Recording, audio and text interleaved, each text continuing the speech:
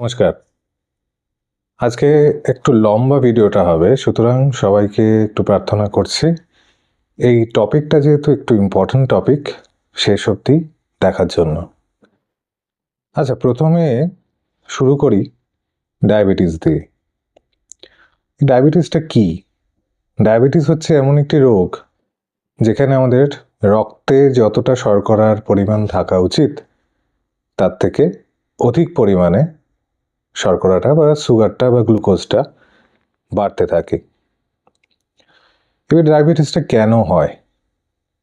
অনেকে জন্মগত ডায়াবেটিস নিয়ে জন্মায়, তাকে আমরা টাইপ 1 ডায়াবেটিস বলি, যেখানে শরীরে ইনসুলিনের মাত্রাটাই কম থাকে, ইনসুলিন তৈরি হয় না, সুতরাং বাইরে থেকে ইনসুলিন দিয়ে সেই সব মানুষদের ছোট্ট বয়স থেকে আমাদের ডায়াবেটিসটাকে ট্রিটমেন্ট করতে হয়।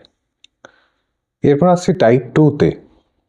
শরীরে যে ইনসুলিনটা থাকে সেটা কার্যকারিতা হারিয়ে যায় এবং সুগারের উপর যে নিয়ন্ত্রণটা সেটা চলে যায়। সুতরাং রক্তে শর্করার বা সুগারের বা গ্লুকোজের পরিমাণটাও বাড়তে থাকে এবং সেইখান থেকে সুগারটার আমাদের শরীরে ধরে যায়। আরেকটি টাইপ অফ ডায়াবেটিস যেটা অনেকেই জানেন না, সেটা হচ্ছে লাডা বা latent autoimmune diabetes of the adult. এটা কি হয়? শুরুটা অনেকটা টাইপ 2 ডায়াবেটিসের মতন হয়, যেখানে মুখের ওষুধ দিয়ে ডাক্তারবাবুরা সেটা সারাতে সক্ষম হন কিছু মাস ধরে। তারপরে দেখা যায় যে সুগারের যে মুখের ওষুধগুলো থাকে সেই মুখের ওষুধে কাজ হয় না আর। তখন ইনসুলিন প্রয়োগ করতে হয় এবং সারা জীবন কিন্তু ইনসুলিনের ভেতরেই আমাদের থাকতে হয়। এবার এই ডায়াবেটিস তো জানলাম, এই ডায়াবেটিসটা ট্রিট করে কি করে? ডায়াবেটিসটা ট্রিট করে মুখের ওষুধ দিয়ে এবং ইনসুলিন দিয়ে। মুখের ওষুধ আমাদের সবাই জানা, মেটফর্মিন, গ্লিমেপেরাইড, ভগলিবোজ, অ্যাকারবোজ, সিটাগ্লিপটিন, লিনাগ্লিপটিন, অনেক ধরনের মুখের ওষুধ আছে এবং ইনসুলিন তো সবাইরই জানা, ইনসুলিনের প্রতি ভীতিটাও সবাইরই জানা এবং ইনসুলিন একটি ভিলেন সেটাও সবাইরই জানা। কিন্তু আদতে কিন্তু ইনসুলিন একটি ভিলেন নয়। ইনসুলিন হচ্ছে একটি জীবনদায়ী মেডিসিন, যেটা ডায়াবেটিসে যখন কেউ পাশে থাকে না তখন সেই পাশে থেকে আমাদের শরীরটাকে ভালো রাখে। এবার ইনসুলিনের ভীতিটা কেন? ইনসুলিনের প্রধান যে ভীতিটা সেটা হচ্ছে ফোঁটাতে হয়।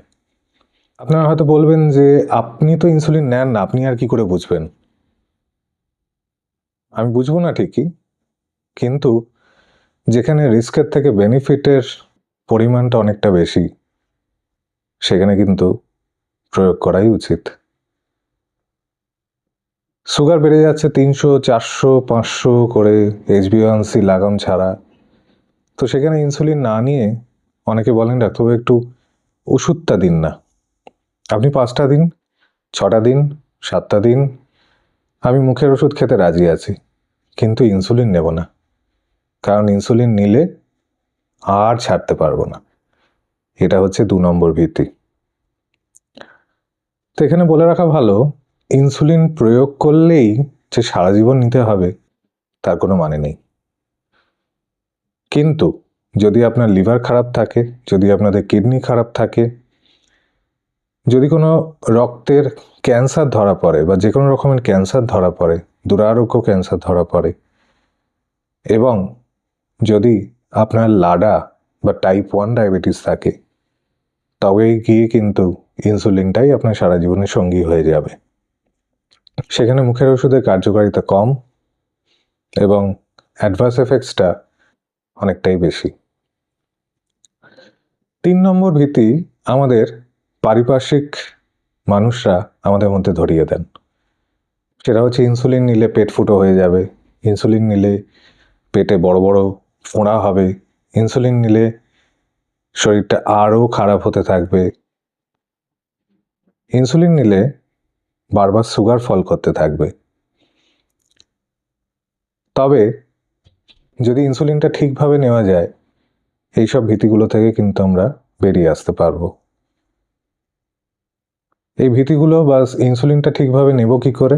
প্রথমত, যিনি ডাক্তারবাবু আপনাকে দিচ্ছেন তিনি যদি ইনসুলিনটা দেওয়ার এবং নেওয়ার প্রয়োগটা আপনাদের স্বচ্ছভাবে বুঝিয়ে দিতে পারেন, তাহলে কিন্তু অনেকটাই সুবিধা হয়। দ্বিতীয়ত হচ্ছে, আপনাকে যেহেতু যে স্টেপগুলো বোঝানো হচ্ছে, যদি আপনি সেই স্টেপ অনুযায়ী ইনসুলিনটা নেন, তাহলে কিন্তু অনেকটা উপকার হয় এবং শরীরটাও কিন্তু ভালো থাকে। আর যে ভীতিগুলোর কথা বললাম সেগুলো কিন্তু অনেকটা প্রশমিত হয়।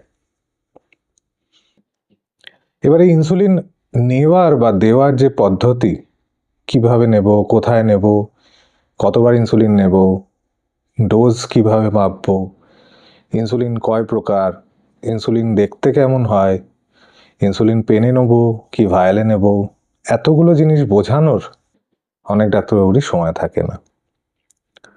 দোষ কারণ নয়, কিন্তু সময় থাকে না। বিশ্বাস করুন, প্রত্যেকটা মানুষকে কিভাবে নেব এই জিনিসটা বোঝানোর কারোরই সেইভাবে সময় থাকে না। তো সেই জন্যে আপনারা যদি চান, আমি কাউকে ফোর্স করছি না, আপনারা যদি চান আমার ওয়েবসাইটে গিয়ে নিচে লেখা যে লিঙ্কটা আপনারা পাবেন, সেই ওয়েবসাইটে গিয়ে ইনসুলিনের ওপর আমার একটা বই আছে।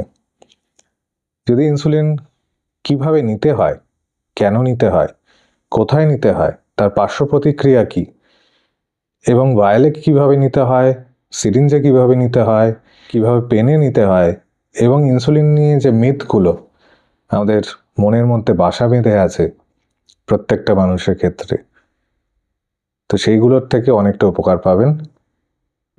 তবে আবার বলছি, ফোর্স করছি না। যদি আপনারা চান এই বইটি পারচেস করতে পারেন। এটা ইবুক হিসেবে আছে, সুতরাং ট্যাবলেট, ফোন, ল্যাপটপ, এমনকি প্রিন্ট করেও আপনারা পড়তে পারেন। কারণ সবসময় মনে রাখবেন, যত বেশি জানবো তত বেশি কিন্তু ঠিকটা করব, আর যত বেশি জানবো না তত বেশি কিন্তু ভুলই করতে থাকবো। দেখছেন তো চারদিকে কি হচ্ছে। সুতরাং ইনসুলিন নেওয়াটা খুব একটা বিরাট কিছু নয়, কিন্তু ইনসুলিন কিভাবে নেবেন সেটা একটা বিরাট ব্যাপার।